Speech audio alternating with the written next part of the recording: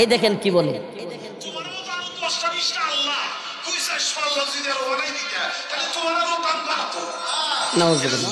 বলতেছে তোমার মতো 10টা-20টা আল্লাহ যদি আরো বানায় রাখতা তাইলে আল্লাহর নাকি আরো দাম বাড়তো। নাউজুবিল্লাহ, একটু জোরে বলেন। আল্লাহ আরো 10টা-20টা বানায় রাখলে আল্লাহর দাম বাড়তো। সব বুঝলা, তুমি এটা বুঝলা না। মানে হলো, আমি আপনাদেরকে কথাটা শোনাই যে এই বাউলরা নিজেদের বক্তব্যের মধ্যে মানুষকে মজা দিতে গিয়া আল্লাহ, রাসূল, কোরআনকে নিয়ে এমন এমন কথা বলে যেইগুলো আল্লাহ এবং রাসূলকে তাচ্ছিল্য করার শামিল। আমাকে বলেন, আপনি যদি সবকিছু নিয়ে এভাবে দেদারসে কথা বলেন তাইলে আল্লাহর বক্তব্য কি সেটাও আপনাকে শুনতে হবে না? আল্লাহ পাক বলেন, ওয়ালা ইন সালতাহুম লা ইয়াকুলুন্না ইন্নামা কুন্না নাখুদু ওয়া নালআব। তাদেরকে জিজ্ঞেস করলে তারা বলে আমরা মজা করছিলাম, দুষ্টামি করতেছিলাম, আমরা মানুষকে বিনোদন দিচ্ছিলাম। কিন্তু আল্লাহ রাব্বুল আলামিন বলেন, কুল আবিল্লাহি ওয়া আয়াতিহি ওয়া রাসূলিহি কুনতুম তাস্তাহজিউন। আল্লাহ রাব্বুল আলামিন বলেন, কুল আবিল্লাহ ওয়া আয়াতিহি ওয়া রাসূলিহি কুনতুম তাস্তাহজিউন। ও নবী, আপনি তাদেরকে প্রশ্ন করেন। আল্লাহ নিজে কইতেছে, যারা বলে আল্লাহকে নিয়ে রাসূলকে নিয়ে মজা করতেছে, আপনি তাদেরকে প্রশ্ন করেন, কুল আবিল্লাহ ওয়া আয়াতিহি ওয়া রাসূলিহি, তোমরা কি আল্লাহ, তার রাসূল কিংবা কোরআন নিয়ে মজা করতেছো? আল্লাহ প্রশ্ন করতেছে। নবী, আপনি একটু জিজ্ঞেস করেন তাদেরকে, তোমরা কি কোরআন, আল্লাহ, তার রাসূল এগুলো নিয়ে মজা করতেছো? লা তাতাজিরু কাদ কাফারতুম, লা তাতাজিরু কাদ কাফারতুম বাদা ঈমানিকুম। জেনে রাখো, তোমরা যদি আল্লাহ এবং তার রাসূলকে নিয়ে, কোরআনকে নিয়ে মজা করো, লা তাতাজিরু কাদ কাফারতুম বাদা ঈমানিকুম, তোমাদের কোনো উযর, লা তাতাদিরু, কোনো উযর, আপত্তি গ্রহণ করা হবে না, তোমাদের কোনো বক্তব্য শোনা হবে না। কাদ কাফারতুম বাদা ঈমানিকুম, তোমরা ঈমান আনার পর কুফরি করেছো, তোমরা মুসলমান থেকে কাফের মুরতাদ হয়ে গেছো। কার কথা? তাইলে এরা যারা সব জানতা মাতব্বর বাউলরা, দেখবেন নাউজুবিল্লাহ, আল্লাহ বাঁচাইছে আলহামদুলিল্লাহ যে আমাদের সমাজ থেকে এই সমস্ত বন্ড বাউল এখন কমে গেছে এবং সমাজের মধ্যে যাত্রা ফাত্রা, এই নর্তকীদের নাচানাচি, ইসলাম বিদ্বেষী কাজ, আলহামদুলিল্লাহ জনগণ এখন সচেতন হয়ে গেছে, এখন এগুলো কমে গেছে আলহামদুলিল্লাহ বলেন। কিন্তু তারপরেও যে কয়টা আছে এগুলা আল্লাহ এবং তার রাসূলকে নিয়ে যাচ্ছে তাই ভাবে বক্তব্য দিচ্ছে। আমার প্রশ্ন, প্রিয় ভাইরা আমার প্রশ্ন, আমরা কি কোরআনের পক্ষে কিনা? আমরা কি রাসূলের পক্ষে কিনা? আমরা কি ঈমানের পক্ষে কিনা? আমরা ঈমানদার? সবার আগে আমরা কি ঈমানদার। কবরে গেলে প্রথম প্রশ্ন কি কোন দলের নাম হবে?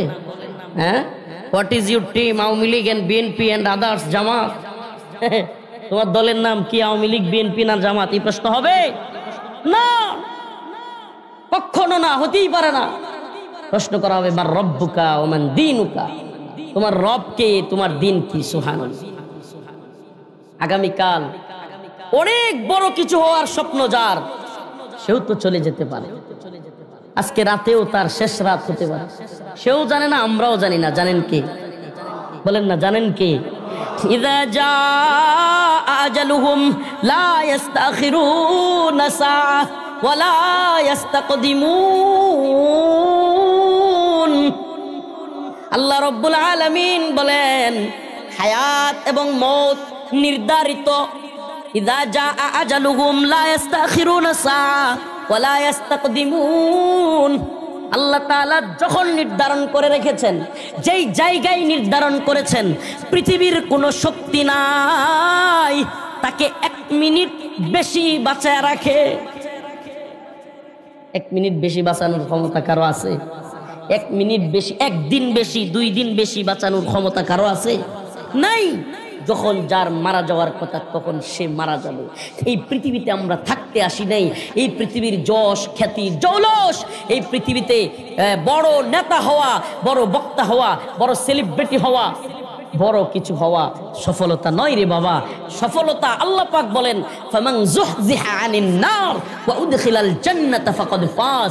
তুমি বড় বক্তা, বড় সেলিব্রিটি, আরে আল্লাহ মাফ করুক, এই যে সারা দেশের পরিচিতি, এই তথাকথিত সেলিব্রিটিজম, সোশ্যালিজম কি কাজে আসবে যদি আমি আল্লাহর কাছে মাপ না পাই, যদি আল্লাহর কাছে ধরা খায়া যাই? আমার বড় বক্তা হওয়া, বড় মুফতি হওয়া, বড় শাইখুল হাদিস হওয়া, বড় বড় প্রশাসনের কর্মকর্তা হওয়া, বড় নেতা হওয়া, কোনোটার কোনো মূল্যায়ন আছে যদি আল্লাহর কাছে ধরা খেয়ে যায়? কথা বলেন না। আল্লাহর কাছে ধরা খেয়ে গেলে এটার কোনো মূল্যায়ন আছে? আল্লাহ বলেন ফামান যুহজিহা আনিন নার ওয়া উদখিলাল জান্নাতা ফাকাদ ফাজ ওয়া মাল হায়াতুদ দুনিয়া ইল্লা মাতাউল গুরুর। আল্লাহ বলতেছেন সফলতা হলো জাহান্নামের আগুন থেকে মুক্তি পাওয়া, জান্নাতে ওয়া উদখিলাল জান্নাহ, জান্নাতে প্রবেশ করা, এটা হলো সফলতা। সুবহানাল্লাহ বলবেন না? তাইলে জাহান্নামের আগুন থেকে মুক্তি পাবো কোন পথে? নামাজের পথে, কোরআনের পথে, নাকি কোরআনের বিরুদ্ধে, আল্লাহর বিরুদ্ধে বক্তব্য দিলে? আমার একটা প্রশ্ন, আজকে আমি কষ্টের সাথে কয়েকটা কথা বলে ফেলি, চিৎকার চেঁচামেচি নয়, জাস্ট বুঝার জন্য। জাতীয় নেতৃত্ব আছেন এখানে, সকলের সামনে এই কথাগুলো একটু ক্লিয়ার কনসেপ্ট আমাদের হওয়ার জন্য। আচ্ছা বলেন তো, দিন শেষে সবার আগে আমরা যদি মুসলমান হই, আল্লাহর সামনে প্রশ্ন যদি হয় তোমার রব কে, তাইলে সেই আল্লাহরে নিয়ে যদি কেউ কটূক্তি করে, আমি কার পক্ষে দাঁড়াবো? বলেন কার পক্ষে দাঁড়াবো? আমি বলতেছি না যে ভিন্ন মত থাকবে না, পথ থাকবে না। আমাদের প্রিন্স ভাই বক্তব্যে একটা কথা বলছেন যে আমরা সহ অবস্থান। হ্যাঁ, সহ অবস্থান। এই দেশে বৌদ্ধ আছে, খ্রিস্টান আছে, হিন্দু আছে, মুসলমান আছে, এই আমাদের আপনাদের এই অঞ্চলে আরো কিছু ধর্ম আছে, সবাই মিলে বসবাস করি আমরা, এটা সত্য। কিন্তু দেখেন, আমরা বলি না যে অন্য মুসলমান ছাড়া কাউরে থাকতে দিব না, এটা বলাও ইসলামের কাজ না, কোরআনের কাজ না।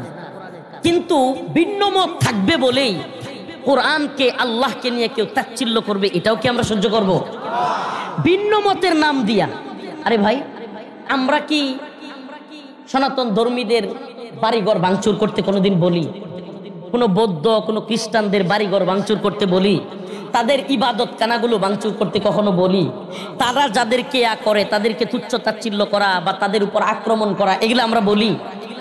উপস্থিত আছেন, মঞ্চে উপবিষ্ট আছেন একজন মাজলুম জননেতা, মঞ্চে উপবিষ্ট আছেন আমাদের প্রিয় ভাই মাহফুজুর রহমান মুক্তা, এবং আমাদের এই অঞ্চলের নেতা সৈয়দ ইমরান সালেহ প্রিন্স সাহেব।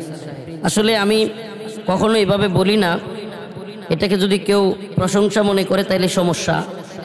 আমি সবসময়ই, আল্লাহ মাফ করুক, নেতাদের বক্তব্যের সমালোচনা করি, কিন্তু আজকে আপনাদের এই মঞ্চে দুইজন নেতার বক্তব্য শুনে আমার খুব ভালো লাগছে।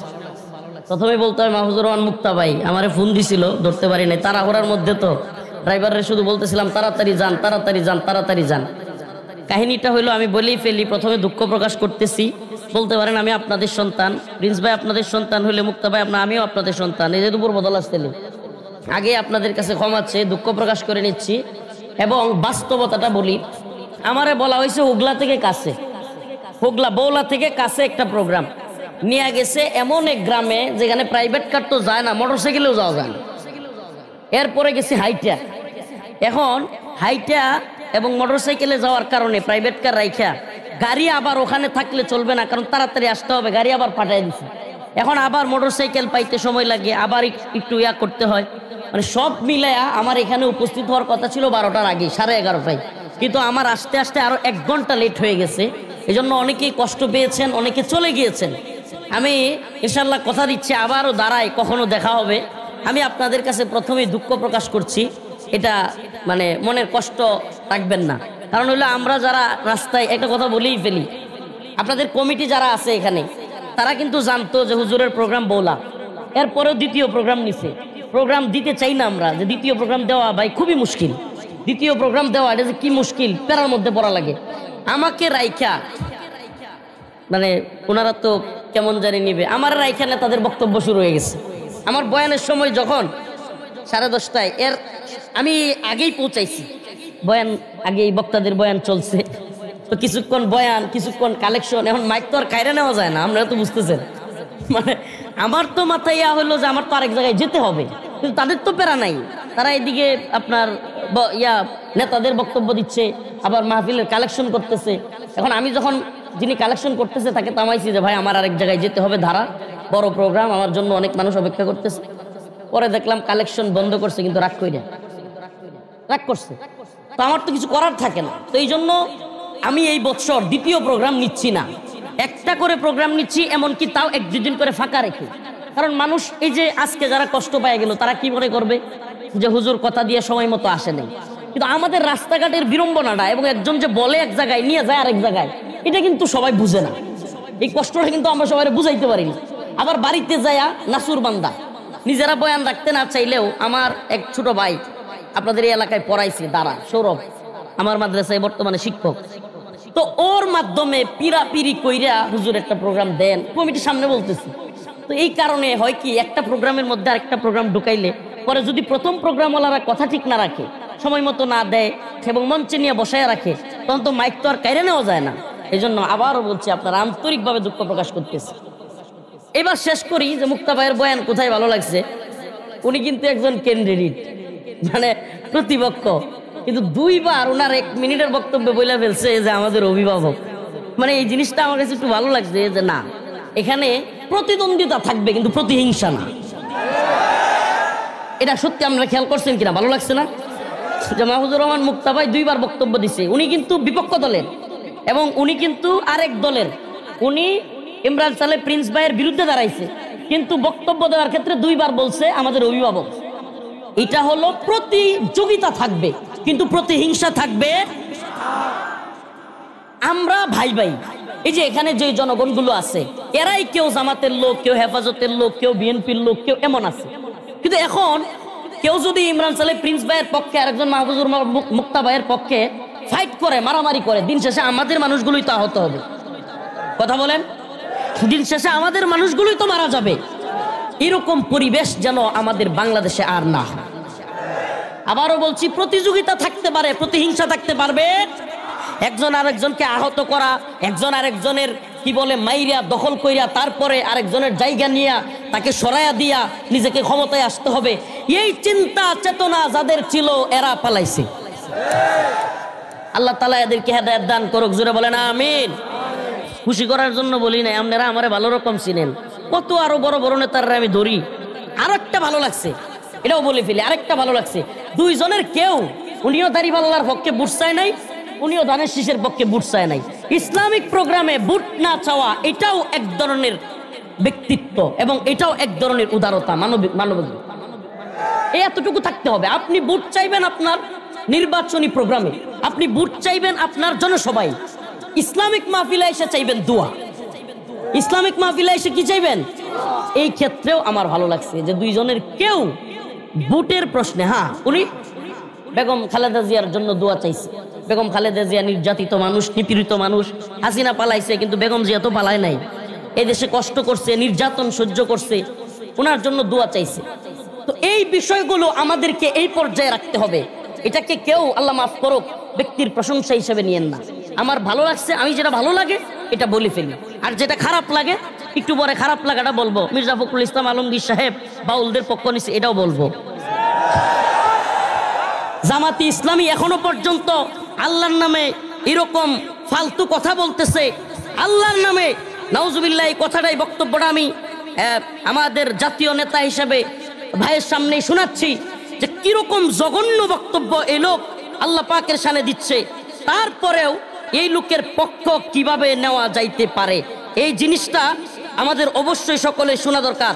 আমি প্রায় প্রোগ্রামে এই বক্তব্যটা শোনাচ্ছি। আজকে আমি জানি ইউটিউবে আপনারা শুনতেছেন, ফেসবুকে শুনতেছেন, কিন্তু তারপরেও ইমানি অবস্থাকে একটু জাগ্রত করবার জন্য এবং এই সমস্ত মুনাফিক যারা আল্লাহর বিরুদ্ধে বক্তব্য দেয় তাদের বিষয়ে শোনার জন্য আপনাদের শোনা দরকার আছে। জানি আপনারা শুনতেছেন, এই শুনেন।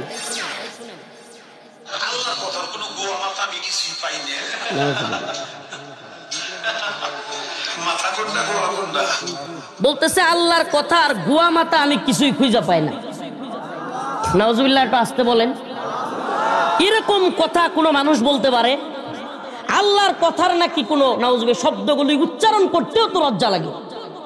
আল্লাহর কথার নাকি তারা কোনো গুয়া মাথা পায় না। আবার বলে কি গুয়া কোনটা মাথা কোনটা, নাউজুবিল্লাহ। এটা কি মুসলমানদের অন্তরে আঘাত লাগার মতো কথা না? আল্লাহর কথার গোয়া মাতা নাই, তার মানে কোরআন মিথ্যা। নাউজুবিল্লাহ। তার মানে কি? এই লোকের কথায় কি বোঝা যায়? যে আল্লাহর কথার যেহেতু ঠিক নাই, নাউজুবিল্লাহ, তাইলে ইসলাম কি, দিন কি, কোরআন কি, সবই তো শেষ। এই যে আমরা মাহফিলে বসছি, এই যে আমরা টুপি দিচ্ছি, এই যে আমরা নামাজ পড়তেছি, যদি আল্লাহর কথারই মিল না থাকে তাইলে কোনো কিছুর মিল আছে? এই ধরনের কথা বলার পরে তার পক্ষে কোনো মানুষ থাকতে পারে?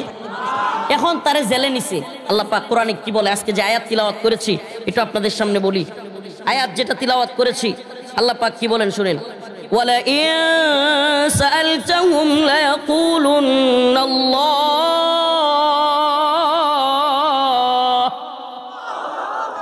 ইন্নামা কুন্না নাখুদু ওয়া নালআব قل أبالله وآياته ورسوله كنتم تستهزئون আল্লাহ রাব্বুল আলামিন বলেন ওয়ালা ইন সাআলতাহুম লা ইয়াকুলুন্নাল্লাহ, যদি তোমরা তাদেরকে প্রশ্ন করো, যদি তাদেরকে জিজ্ঞেস করো, আমি ব্যক্তি রফিকুল ইসলাম মাদানির কোনো বক্তব্য নাই। আমার আল্লাহ রাব্বুল আলামিন সূরাতুত তাওবা, কোরআনের সূরা কয়টা? 114। কয়টা? 114 সূরার মধ্যে একটা সূরার নাম হলো সূরাতুত তাওবা। সূরার নাম কি? সূরাতুত তাওবার 65 নম্বর আয়াত। আয়াতের রেফারেন্স দিয়ে কথাগুলো বলছি, একটু জেনে নেবেন। যেই সমস্ত লোকেরা আজও আল্লাহর বিরুদ্ধে বক্তব্য দেওয়ার পরেও এই বাউলদের পক্ষ নিচ্ছে, বাউলদের পক্ষে বিবৃতি দিচ্ছে, আল্লাহ পাক তাদের ব্যাপারে কি বলেন এই কথাটা আমি বলবো না, স্বয়ং আল্লাহর মুখ থেকে শুনবেন। আল্লাহর মুখের কথাটাই, কোরআনের কথাটাই আমি বলবো।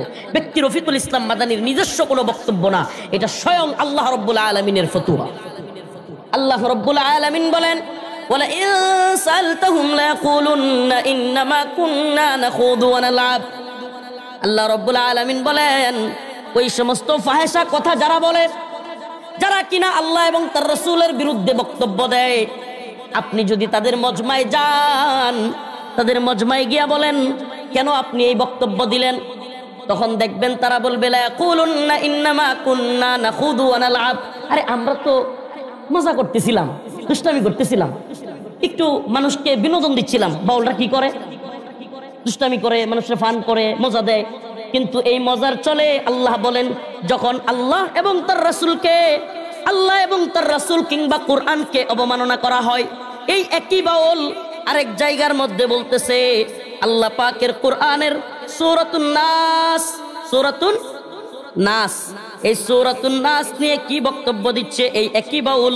আমি বাইকে সামনে রেখে কথাগুলো শোনাচ্ছি আপনাদেরকেও, কারণ মুমিনের ঈমানের যেই দাবি, আমি আল্লাহর পক্ষে, ঈমানের পক্ষে, কোরআনের পক্ষে, এই দাবির পক্ষে যদি কেউ অবস্থান না নেয় তার ঈমান থাকবে না। ঈমানদার দাবি করলে পক্ষ নিতে হবে আল্লাহ, পক্ষ নিতে হবে কোরআনের।